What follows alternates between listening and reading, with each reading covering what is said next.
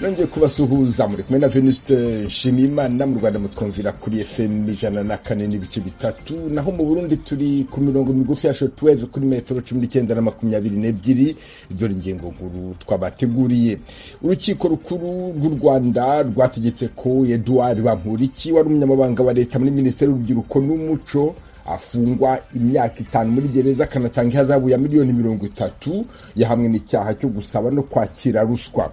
Impunzi z'abanyekongo ziri mu Rwanda zirasaba ibihugu bikomeye byo kwishi gutabariza bene wabo basigaye muri Kongo, bavuga ko bamwe bugarijwe n'ubwicanyi. Dushaka gutaha, barashaka ngo twebwe dushireyo nyine batwice, abadapfuye bahunge turangireyo muri Kongo. Umwe mu mpunzi z'abanyekongo bari mu Rwanda, mugume ku radio yanyu. Iki ni kiganiro Iwanyu mu Ntara.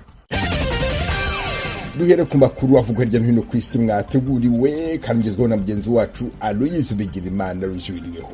Mwiriwe neza Venice, turahera kuri aya makuru yerekeye Afrika. Ambasaderi wa Leta Zunze Ubumwe za Amerika muri ONU Linda Thomas Greenfield aragendera Ghana, Mozambique na Kenya muri yindwi.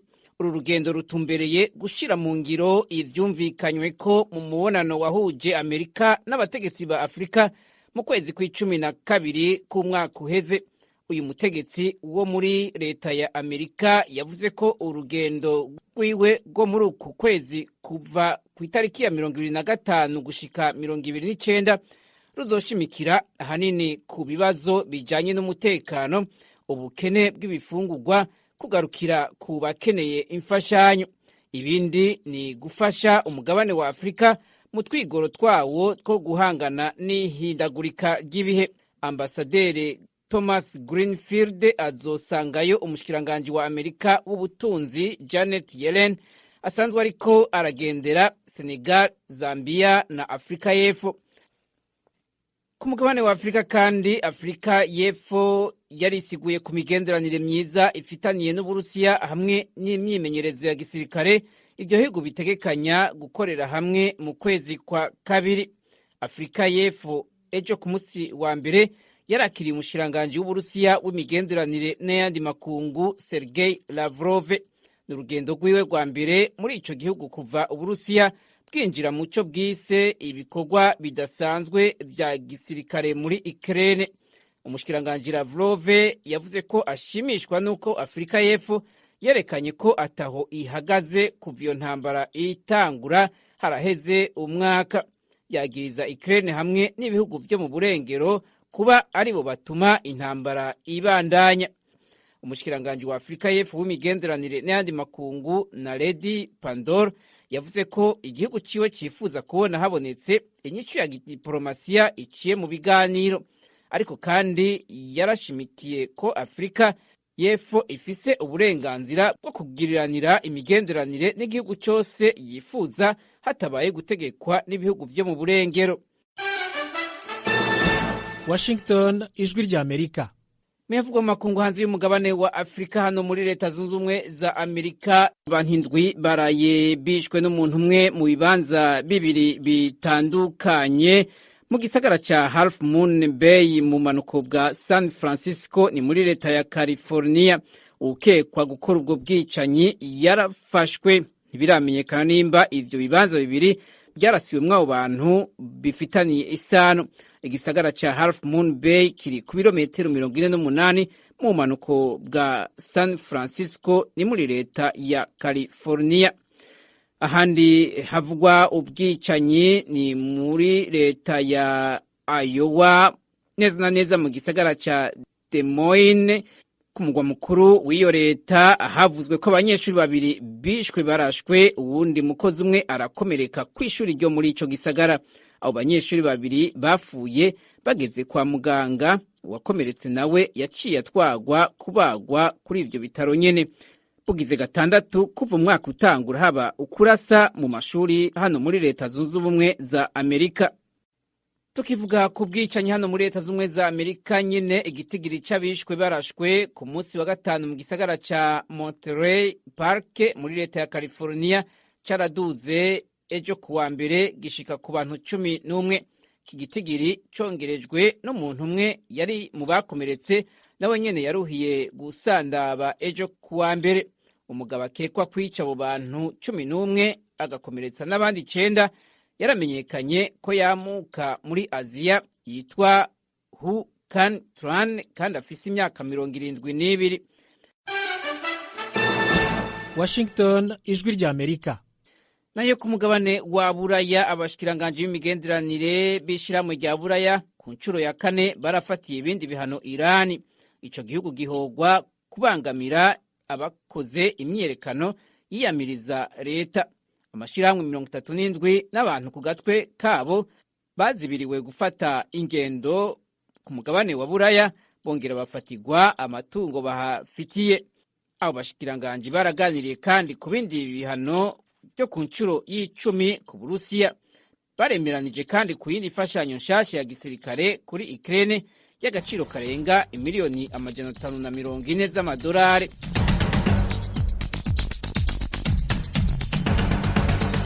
Urakoze Aloise Bigirimana. Mukomeje kumva radio y'ijwi ry'Amerika yumvikanira kuri FM 104.3 mu Rwanda, mu Burundi iri ku mirongo migufi ya shortwave kuri metero 1922. Mushobora kandi kumva ibiganiro byacu muciye ku rubuga rwa internet kuri wa3.radio.com no ku mbuga za Facebook, YouTube na Instagram. Adresi yacu ni radio yacu. Iwanyu mu ntara. Tuyagire mwisanzuye kwijwi rya Amerika. Ni kuva kuwa mbere gushika kuwa gatanu kuva 7 gushika 7 n'igice z'umutaga. Iwanyu mu ntara, iwanyu mu ntara, iwanyu mu ntara.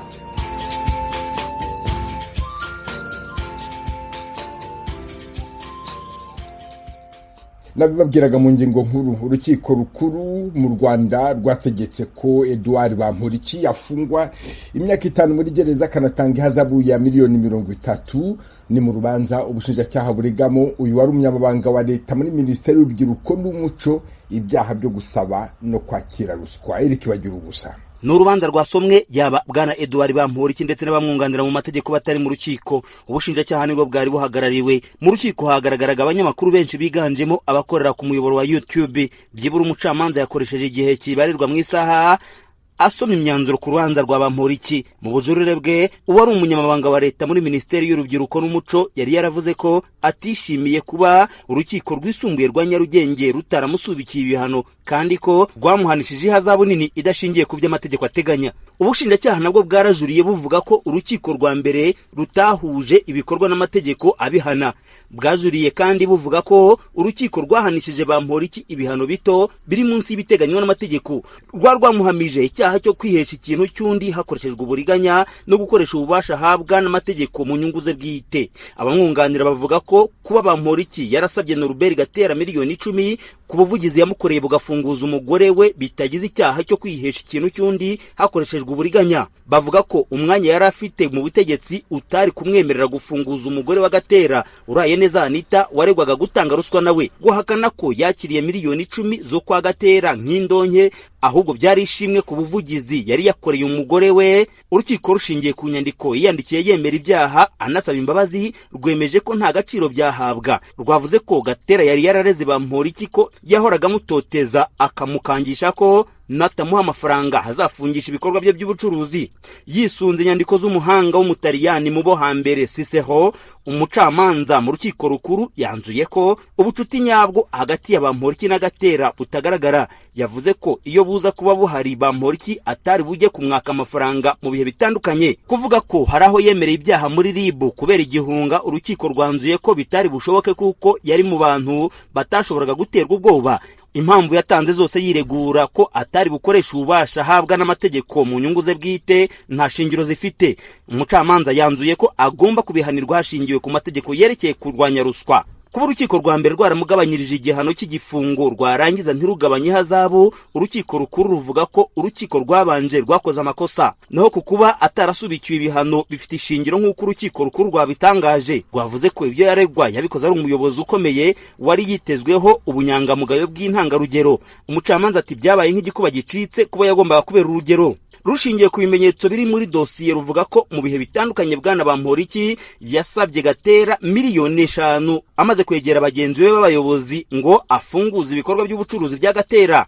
Haravugwamo Merari Mpabwa n'amaguru, vice meya w'umujyi wa Kigali ushinzwe iby'iterambere, uwari minisitiri w'ubutegetsi bw'igihugu bwana Jean Marie Vianney Gatabazi na madame Clea Kamanzi w'urwego rw'igihugu rushinzwe iterambere RDB. Abo ngo yabahamagaye kuri telefone rukavuga ko uretse umwanya yari afite nta handi agaragaza yakuraga ubwo bubasha ku bintu bitanamurebaga. Urukiko rwanzuye ko ubujurire bw'ubushinjacyaha bufite ishingiro rwamuhamije ibyaha byo gukoresha ububasha ahabwa n'amategeko mu nyungu ze bwite. Ashingiye ku ngingo z'amategeko hano ibyaha bya ruswa, umucamanza yavuze ko icyemezo cyafashwe ku rwego rwa mbere kigomba guhinduka. Ashingiye kandi ku myitwarire ya Bamporiki mu butabera, aho kumuhanisha imyaka 7 yayigabanije. Yavuze ko yakoze ibyaha byo gukoresha ububasha ahabwa n'amategeko mu nyungu ze bwite bigize impurirane mbonezamugambi. Yahanishije bwana Bamporiki gufunga imyaka 5 no gutanga ihazabu ya miliyoni 30. Byavuye ku myaka 4 y'igifungo n'ihazabu ya miliyoni 60 yari yahanishijwe mu rwego rwa mbere. Kuri uru rwego Maître Vode Kayitana yatwohereje ubutumwa buvuga ko ntacyo yabivugaho. Tumubajije niba bazajurira ibihano, yadusubije ko batarabifataho umwanzuro. Umwe mu banyamategeko yabwiye Ijwi ry'Amerika ko ubujurire budashoboka. Yavuze ko byashoboka habaye havutsemo impamvu z'akarengane nko gufata icyemezo cyashingiwe ku itegeko ritari ryo n'izindi mpamvu. Yavuze ko bizasaba gutegereza ko Bamporiki yajurira, wenda ubujurire bwe bukaba bwaterwa utwatsi, ariko ko nanone kuva umunsi yakatiweho nyuma y'ukwezi urubanza ruzahita ruhinduka itegeko akajya kurangiriza igihano cye mu munyururu. Bamporiki wari umunyamabanga wa leta muri Minisiteri y'Urubyiruko n'Umuco ari ku isonga mu batsimbataje gahunda ya Ndi Umunyarwanda, ashishikariza ubumwe n'ubwiyunge hagati y'Abahutu n'Abatutsi. Uyu ukunda kwivugaho mu ruhame hagaruka ku buzima bwe bwite, avuga ko yinjiye mu murwa mukuru w'u Rwanda Kigali afite ibiceri 3 by'ijana. Nyuma y'urugendo avuga ko yatangiranye no gucukura imisarani kugeza abaye minisitiri, byamugejeje ku kuzuza miliyari y'amafaranga nk'uko yabitangaje mu minsi yashize. N'umwe mu bategetsi bakuru bahawe amahirwe yo gufungirwa iwabo akajya acishamo akinyabya ku mbuga nkoranyambaga nka Twitter agasaba imbabazi ku byaha bitihanganirwa n'ubutegetsi bw'u Rwanda. Ijwi ry'Amerika i Kigali. Ishyirahamwe riharanira guhindura ibintu muri Repubulika ya Demokarasi ya Kongo, Lutte pour le Changement, rifatanije na Amuka Kongo, arasaba leta ya Kongo uko imipaka yayo n'igihugu cy'u Rwanda yafungwa kugira ngo intambara ibera mu burasirazuba bwa Kongo ihagarare. Goma, Shukani Bakomera. Ibi byavugiwe mu kiganiro n'abanyamakuru mu mujyi wa Goma kuri uyu wa mbere mu gitondo, iminsi 4 gusa nyuma y'imyigaragambyo yabaye mu cyumweru gishize, yari yateguwe n'ihuriro ry'amashyirahamwe n'imiryango iharanira uburenganzira bwa muntu ikorera mu ntara ya Kivu ya ruguru. Ibibazo byibanzweho cyane kurusha ibindi muri iki kiganiro ni ukumenya icyo amashyirahamwe aharanira uburenganzira bwa muntu atekereza ku myigaragambyo itaragenze neza nk'uko yari yateguwe mu rwego rwo gusaba ko ingabo z'umuryango wa Afurika y'Iburasirazuba EAC ziva ku butaka bwa Kongo bidatinze. Ubwo yasubizaga, Emmanuel Bivove yavuze ko atumva impamvu abashinzwe umutekano batubahiriza uburenganzira bw'abigaragambya kandi babifitiye uburenganzira. Tubabajwe cyane n'uburyo polisi yitwaye mu myigaragambyo yo mu cyumweru gishize. Imyitwarire nk'iriya turayamaganye. Abayobozi bacu bagakwiye kubahiriza demokarasi ya Kongo barinda abigaragambya mu buryo bw'amahoro. Naho ku ruhande rwa Charles Sankara asaba ko abapolisi bateye ibyuka biryana mu maso abari muri iyo myigaragambyo bafatwa bakajyanwa mu butabera, bityo bakaryozwa ibikorwa nk'ibyo bakoze bitubahirije uburenganzira bwa muntu. Turasaba Perezida Felix Tshisekedi gukura ku mirimo umuyobozi wa polisi mu mujyi wa Goma kuko arimo gukora ibitemewe n'amategeko, cyane yikira kubigaragambya akabarohamwe ibisasu ndetse n'ibindi bikorwa bibi bitari bikwiye ku muntu nk'uriya w'umuyobozi. Ariko nyuma y'ibyo byose dukomeje nyine dushima ingabo zacu FARDC zikomeje kwitanga mu kurwanirira igihugu cyacu. Ikindi kibanzweho ni umubano hagati ya Kongo n'u Rwanda wabaye mubi kuva aho abarwanyi b'umutwe wa M23 basubukuye imirwano na FARDC mu kwezi kwa kabiri umwaka w'2022. Aba babona ko mu gihe akomeje kubaho ubuhahirane hagati y'ibyo bihugu byombi, Kongo n'u Rwanda, umutekano muke uzakomeza kugaragara mu burasirazuba bwa Kongo. ikindi kandi turasaba perezida Felix Tshisekedi kuvanaho ubuhahirane ubwo ari bwo bwose twagiranaga n'igihugu cy'u Rwanda. Ntidushaka diplomasi cyangwa se ubucuruzi ubwo ari bwo bwose nabwo bwambukiranya imipaka, kuko ibyo byose ari mu bituma umutekano ukomeza kudindira hano mu burasirazuba. Ibyo kandi bigomba gukorwa no ku gihugu cya Uganda.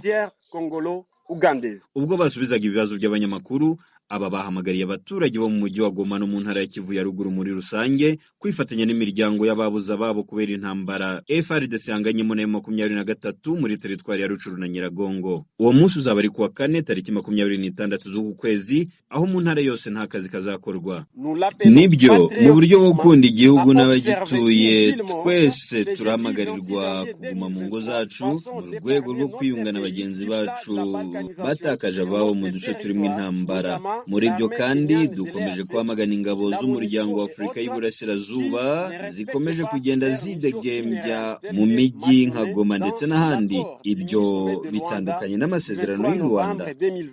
Mu kurangiza iki kiganiro n'abanyamakuru, Lucha yasubiyemo ku myigaragambyo ku rwego rwo hejuru irimo gutegurwa mu minsi iri imbere, nubwo umunsi nyakuri utaremeranywaho. Imyigaragambyo izaba ifite intego yo kwamagana polisi y'igihugu ku buryo ifata abigaragambya ndetse no kongera kwibutsa ingabo za EAC ko zigomba gusubira mu bihugu byazo kuko zitashoboye kurwanya imitwe yitwaje intwari ikorera mu burasirazuba bwa Kongo. Tubibutse ko mu myigaragambyo yabaye mu cyumweru gishize, abashinzwe umutekano barashe ibyuka biryana mu maso ku bari bayirimo, 5 muri bo barakomereka, abandi 8 barafungwa ndetse n'abanyamakuru 3 bayikomerekeramo. Ubu mu mujyi wa Goma baharanira uburenganzira bwa muntu n'abanyamakuru ntibavuga rumwe n'abashinzwe umutekano barimo polisi y'igihugu na JR cyangwa se Garde Républicaine. Jimmy Shukrani Bakomera, Ijwi ry'Amerika, Igoma.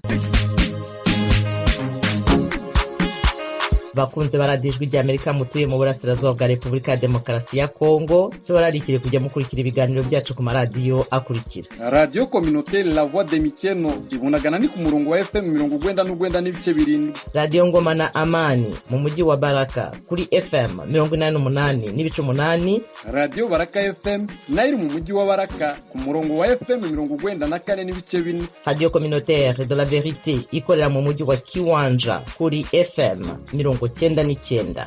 N'abadukurikira bari mu majyepfo ya Uganda mwakumva ibiganiro byacu kuri Radio Ijwi riyobora Voice of Muhabura ku murongo wa FM 88 n'ibice 9. Ni Radio Ijwi ry'Amerika iminsi yose kuva kuwa mbere kugera ku cyumweru. mukomeje kumva radio y'Ijwi ry'Amerika ivugira Washington DC mu Kirundi n'Ikinyarwanda. Impunzi z'abanyekongo ziri mu Rwanda zirasaba ko ibihugu bikomeye byo kwisi byatabariza bene wabo basigaye muri Kongo, bavuga ko bamwe bugarijwe n'ubwicanyi. Inkuru irambuye Asumta Kaboyi. Mu butumwa izo mpunzi zashyikiriza ambasade zinyuranye zikorera hano i Kigali bwagaragaragamo imibereho yazo kuva zagira mu Rwanda mu myaka 28 ishize. Izi mpunzi zagaragaje ko zibayeho nabi kandi ko n'imfashanyo bahabwa zagabanijwe n'ishami ry'umuryango w'abibumbye gita ku mpunzi HCR. Banagaragaje kandi ko na bene wabo basigaye mu burasirazuba bwa Kongo barimo kwicwa umunsi ku munsi. Muri ubwo butumwa zageneye za ambasade, izi mpunzi zasabye amahanga ko yagira icyo akora agahagarika ubwicanyi burimo gukorerwa ku bakongomani bo mu bwoko bw'abatutsi. Bwana Nsengiyera John waruhagarariye izi mpunzi yabwiye Ijwi ry'Amerika ko bahisemo kwandikira izi ambasade nyuma y'urundi rugendo bakoreye mu nkambi 5 bacumbitsemo ntibigire icyo bitanga. Nta response idasanzwe twese tubona, twese tuzakomeza dupushinge kuko tumaze imyaka 28 mu buhunzi. Abasigaye muri Kongo bari kwicwa, hamaze guhunga barenze 6,000. Ego baje dusanga bari mu nkambi y'itranzito ya Nkamira, abandi bari mu Kishoti, abandi bari Mahamba, abandi babuze uburyo bahunga bitewe nuko iyo baje rwose babasubizayo ngo nta ntambara ihari kandi bari kwicwa. Twabonye tutari komeze kwicara, reka tugerageze twandike ibibazo byacu tubizimuzi tubigaragariza amahanga. Icyo twashobora kuri ubwite cyacu ari ukujyana iyo petition cyangwa iyo memorandum tukayijyana ku ambasade. Twifuje kubikora gutyo kugira ngo nabo bakomeze bamenye ko bari guceceka kandi turi gushira. twavuganye ku murongo wa telefoni batarinjira muri ambasade kuko bitari byemewe ko abanyamakuru babasanga muri ambasade. Mu gihe cya saa 10 izi mpunzi zabwijwe rya Amerika ko bari bamaze kugeza amabaruwa kuri ambasade y'Ububiligi, Ubufaransa, Ubwongereza, umuryango w'ubumwe bw'i Burayi, Uganda, Angola ndetse n'u Burundi. Ubwo butumwa bushimangira ko barambiwe ubuzima bw'ubuhungiro. Icyo dusaba ariko dusaba communauté internationale, dushaka gutaha, barashaka ngo twebwe dushireyo nyine batwice abadapfuye bahunge turangireyo muri Kongo, bakomeze exploit imirima yacu n'imitungo yacu. Imitungo yacu na FDLR yibamo, dukomeze tubandikira inzandiko, dukomeze dukora amamarche pacifique mpaka nyine ikibazo cyacu bagize icyo bagikoraho. Iki gikorwa kije gikurikira cyabaye mu mpera z'ukwezi kwa 12 umwaka ushize. Icyo gihe izo mpunzi zakoze urugendo rusaba amahanga na leta ya Kongo kubafasha gusubira mu gihugu cyabo no gusaba ko ubwicanyi buhabera bwahagarara. Hari abantu bamwe bari baketse ko iyi myigaragambyo yari yateguwe na leta y'u Rwanda, gusa izo mpunzi zo zirabihakana. Ibi bintu tubyikorera mu maboko yacu guhera ku kambere kugeza ku kanyuma. Nta n'uburenganzira duhabwa bwo gukora ibyo bintu. Kuko nko kwandikira ambasade ibyo ntabwo tugomba kubisabira wenda uburenganzira, kuko igihe nakwandikira ambasade nkayishyira urupapuro ntabwo ari imyigaragambyo. None se kubera ko twakoreye mu nkambi gusa ntituye hanze y'inkambi, ko ariho hari heza ho kugaragariza n'ibibazo, tukajya mu mihanda tukagira ute, tugahagarika amamodoka kuko tutabikoze, kuko nta burenganzira twari dufite. Umuntu araba ataguhaye n'uburenganzira noneho umwitirire ngo ni wowe wanabiteguye. Hari abafite akazi b'abana bacu, b'abavandimwe bacu ahangaha muri Kigali, dukora contribution tugategera abo basaza n'abandi bagomba kuza kugaragaza ikibazo cyacu. Kugeza kuri uyu mugoroba izi mpunzi zivuga ko ambasade zisigaye zizabagezaho ubutumwa bwazo kuri uyu wa kabiri. Ibihugu 11 nibyo bihabwa ubutumwa bw'impunzi z'abanyekongo bari mu Rwanda.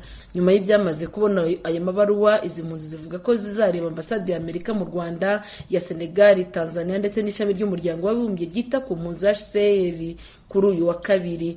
U Rwanda rutangaza ko rucumbikiye impunzi zisaga 40,000 z'abanyekongo nk'uko bivugwa na Minisiteri ishinzwe impunzi mu Rwanda. Izi mpunzi zibarirwa mu nkambi 5, Kigeme mu karere ka Nyamagabe icumbikiye impunzi z'abanyekongo 14,000, Mahama mu karere ka Kirehe mu burasirazuba bw'u Rwanda harimo abasaga 21, inkambi ya Kiziba iri mu karere ka Karongi mu burengerazuba bw'u Rwanda harimo abasaga 17, Mugombwa muri Gisagara harimo 11,000, Nyabiheke muri Gatsibo naho hagaragaramo 13,000. Asumta Kaboyi, Ijwi ry'Amerika, i Kigali. Muri Isanga. Mu kiganiro muri Isanga uyu munsi turajya mu karere ka Rutsiro mu murenge wa Boneza muri paruwasi ya Kinunu diocese ya Nyundo mu ntara y'Uburengerazuba bw'u Rwanda. Turareba uko bamwe mu bana bahuye n'ikibazo cyo gutwara inda bafashwa gutegura ejo hazaza nyuma yo kunyura muri ibyo bizazana. N'ikiganiro mugezwaho uyu munsi na mugenzi wanjye Eugenie Mukankusi. Muri Isanga ni ikiganiro cy'Ijwi ry'Amerika kibanda ku bibazo binyuranye byo mu karere k'ibiyaga bigari bya Afurika.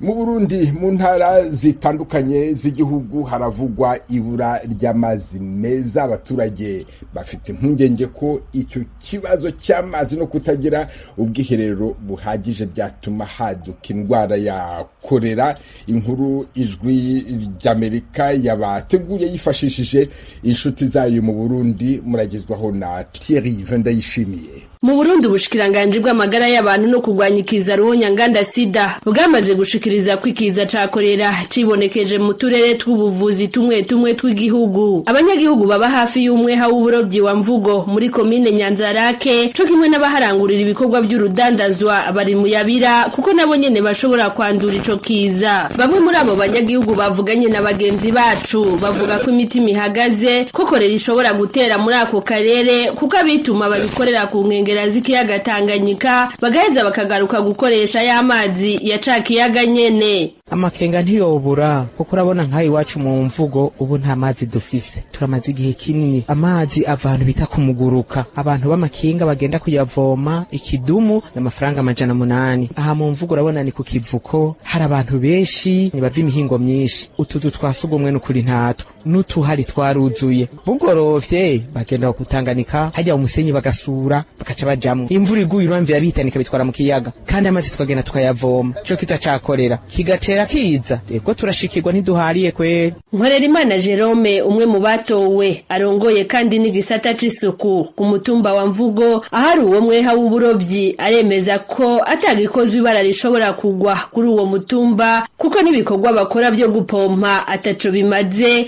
kubera atatuzu twasugumwe duhari kuri uwo mutumba. Uno musi ugiye kuraba isuku sikirenga naho tugerageza guhimiriza abantu bashobora kwituma ahariho hose nk'ubu twaheruka kwakira ibipe bivuye mu Rumonge byababa 180 umva nk'ibipe 180 riba birimwo nk'abantu bababa 1000 tudafise ubuzu bwa sugumwe bukwiye ni hahandi bishobora kutugora ingene dukontrola abo bantu ugasanga umwanda wiyongeye ku rugero ruteye ubwoba cyane. Abakorera urudandazwa rw'amafi indagara n'ibindi kuri uwo mweha basaba ko bokubakirwa utuzu twasugumwe bakaroswa n'amazi meza kuko ico kibazo kimaze imisi itari mike. Abajejwe isuku ngaha baragerageje gupompa ariko ubabene gihugu ntibafise ubwiherero bukwiye ko twosaba yuko boza bakadutunganiriza ibintu by'amatwarete bakatuzanira n'amazi kugira twirinde ico kiza cakorera natwe ntikidutere ngaha. Amazi ntakwiye kabisa twari tuyakeneye amabombo meza yo kunwa.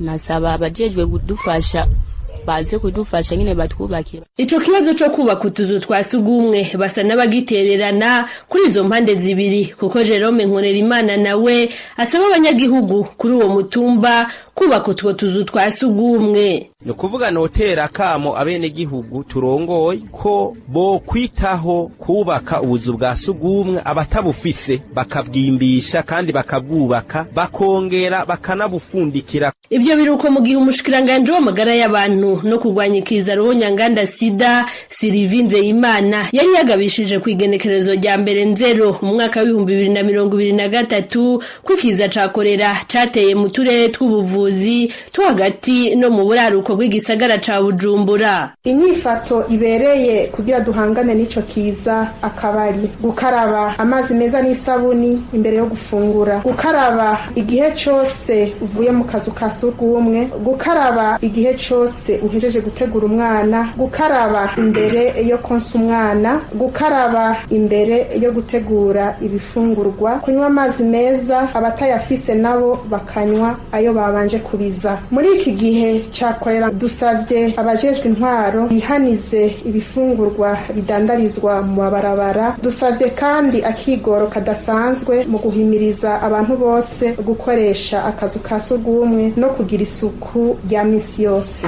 Ico kiza cakorera catanguye kwibonekeza mu gisagara ca Bujumbura ku magenekerezo ya 30 na 31 Kigarama umwaka wa 2022 aho hibonekeje abantu 13 bafashwe bakaba barabo mu mazona 3 y'igisagara ca Bujumbura ariyo Kinama, Cibitoke na Buyenzi. Ahandi ico kiza cakorera cavuzwe ni muri komine Rugombo mu ntara ya Cibitoke mu buraruko bushira uburengero bw'igihugu kuva ku igenekerezo rya 15 Kigarama umwaka wa 2022. Uturere ico kiza cibonekejemwo ni Rubuye ku mutumba wa Mparambo ya kabiri no mu karere ka Mbaza Miduha ku mutumba wa Rukana ya kabiri. Urakoze Thierry Venda yishimiye. Muri Uganda President Yoweri Kaguta Museveni yaratangiza igikorwa cyo gucukura petrol bwa mbere muri icyo gihugu yahabonetse bwa mbere mu myaka 20 ishize, ariko nta bikorwa remezo Uganda yari ifite byari kuyifasha kuyigurisha. Hagiye kubakwa uruhombo ruzajya rugeza ku cyambu the East African Oil Pipeline ya mbere izanyuramo mu mwaka 2025. Hano dusoreje iki kiganiro iwanyu mu ntara hamwe na René Diane Tana umfasha buri munsi kukibagezaho. Mbashimiye kuba mukurikira radio Ijwi ry'Amerika buri munsi kandi muri benshi. Dukomeje gahunda yo gusigashira umuco karande n'ururimi gakondo. Dore umugani uyu munsi: irembo ry'Imana ni mu kanwa. Mugire umunsi mwiza. Mwari kumwe na Venuste Nshimiyimana.